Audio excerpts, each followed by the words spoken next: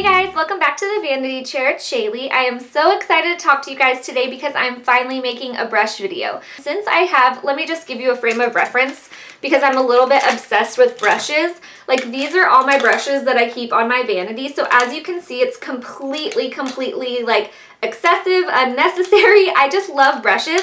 So when I tried to make a video about brushes, I felt like it was just horrible. Like, I went on for 30-40 minutes about them, and when I went to edit it, I was like, yeah, this is just so unorganized.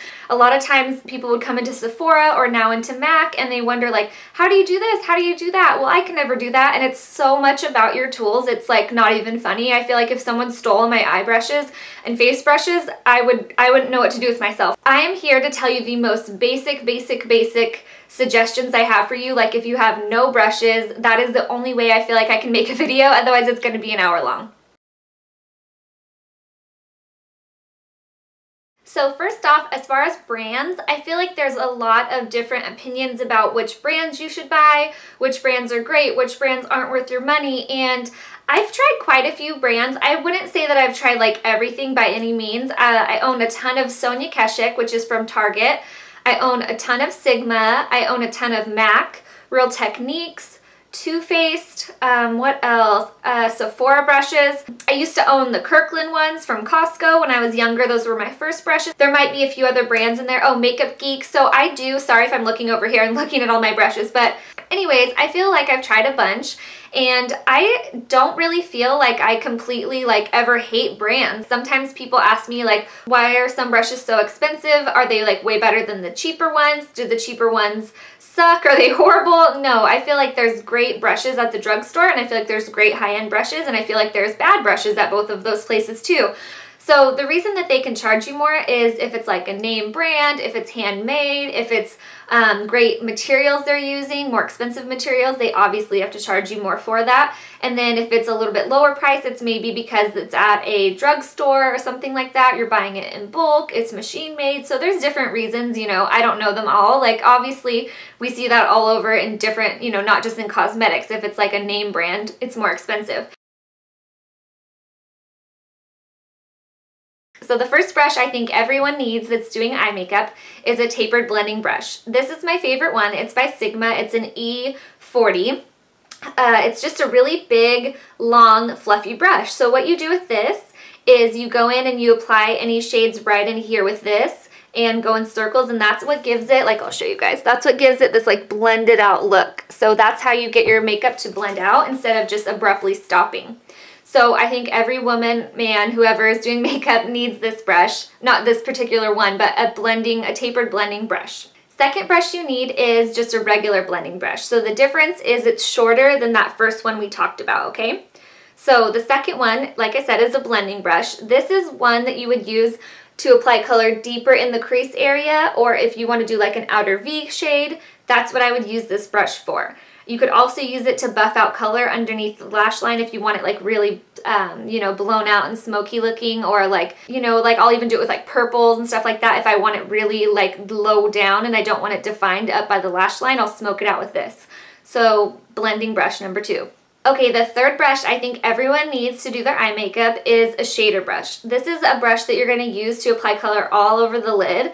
My personal favorite is the MAC 242 just because it's so skinny.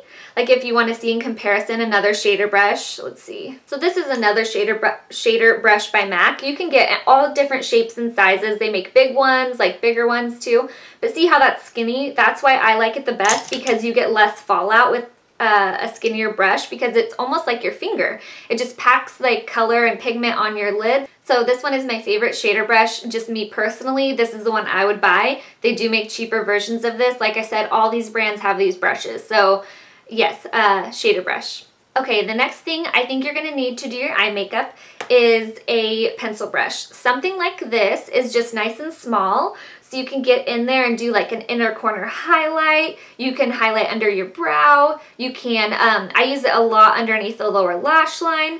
If you want to do like a cut crease kind of a thing, you can do this in the crease just to apply color like directly where you want it without it getting too crazy. You could even do like your outer V with this if you wanted to. So this is just nice for detailing because it is so small. It puts the pigment exactly where you want it. I use this, like I said, mostly for underneath my lash line. Okay, lastly, I think you're going to need for your eyes a small angle brush.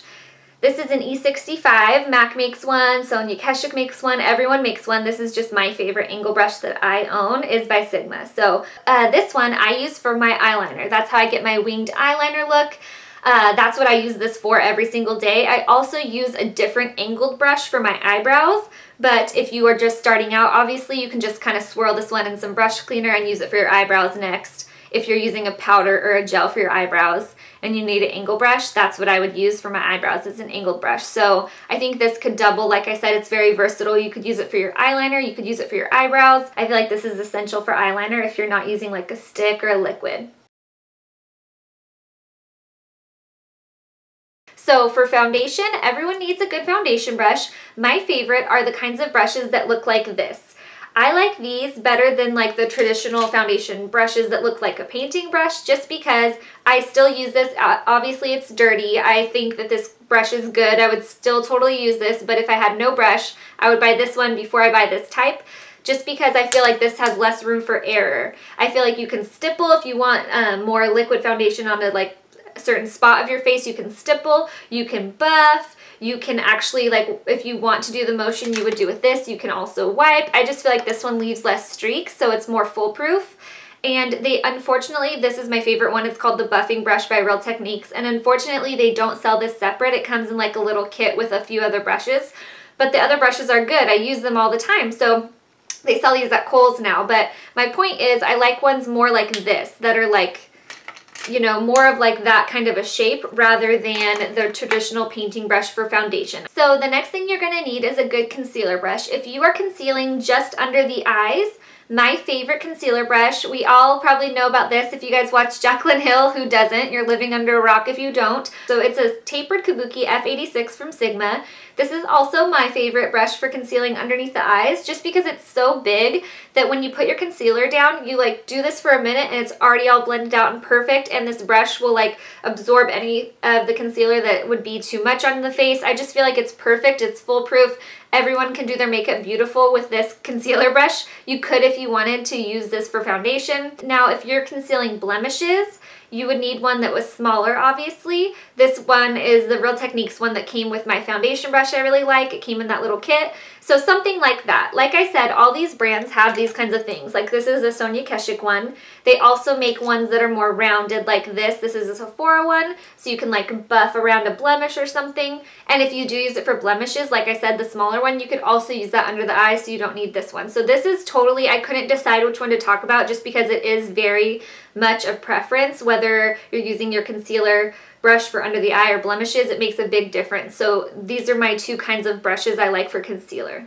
Okay, now you're gonna need a brush for like powders on the face, whether you're setting your makeup, whether you are applying blush, bronzer. So my favorite brush, if you in general couldn't buy 3 brushes for all those things, is the Powder Blush F10 from Sigma. Any brush that's shaped like this, once again, Sonia Keshik, same kind of an idea. So this is like for loose powders, or you know, you could set your face with powder with this, you could apply blush with this, you can apply bronzer like around the edges of your face with this. This is just so versatile, so I think that that's a great way to spend your money, is something like this.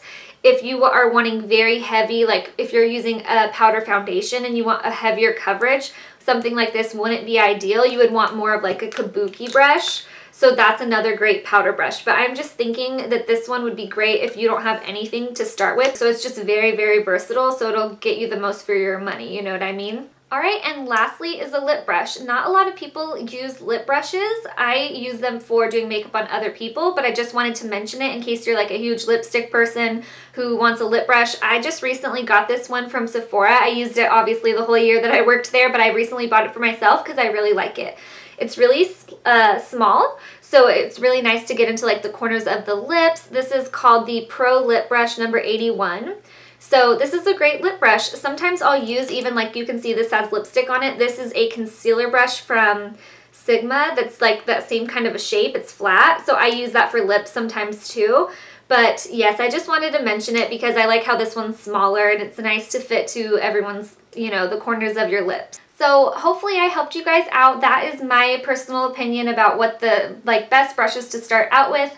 Obviously, as you can see from my brush collection I showed you guys earlier, you can go in so much more detail. There's different brushes you could get for very specific needs, but that is just like the basic brushes I think that would work well for everybody, just on the most basic level. If you have any other questions, please don't hesitate to ask in the comments below, and I will see you guys soon. Bye!